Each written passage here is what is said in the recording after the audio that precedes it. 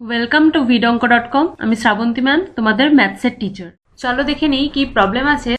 X varices Y square এবং Y equals to 2a যখন x equals two a, তাহলে x ও Y এর মধ্যে সম্পর্ক নির্ণয় করো। ঠিক আছে, তো এক্স ওয়াই স্কোয়ারের সাথে ভেদ সম্পর্কে আছে, তাহলে ওয়াই ইকুয়ালস টু 2a হয় যখন এক্স ইকুয়ালস টু a। একটা কন্ডিশন গিভেন আছে, ওই কন্ডিশনটাকে ইউজ করে আমরা ভেদ ধ্রুবকটাকে বের করে নিতে পারবো। তো স্টার্ট করা যাক।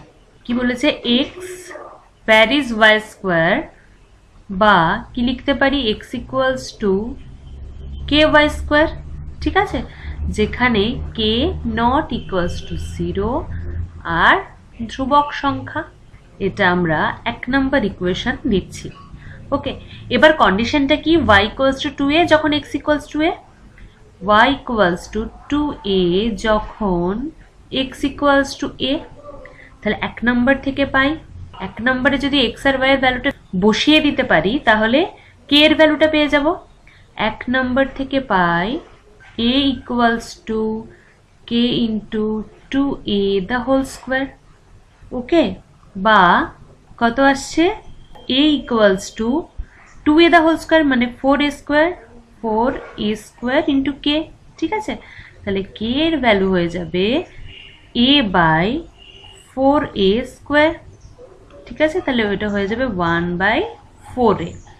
এটা হলো k এর ভ্যালুটা। এবার 1 নম্বর ইকুয়েশনে যদি k এর ভ্যালুটা বসিয়ে দিই, তাহলে x আর y এর মধ্যে রিলেশন একটা চলে আসবে। তাহলে 1 নম্বরে k এর মান বসিয়ে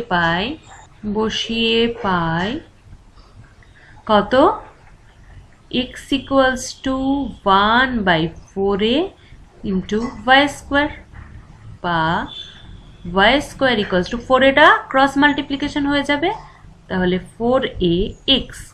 এটা আমাদের আনসার হয়ে গেল। Y square equals to 4ax, X আর ওয়াই এর মধ্যে সম্পর্ক। তো বিড অঙ্কের সাথে যুক্ত থাকার জন্য অনেক ধন্যবাদ। এই ধরনের প্রবলেমের সলিউশন পেতে অবশ্যই আমাদের ওয়েবসাইট ফলো করতে থাকুন।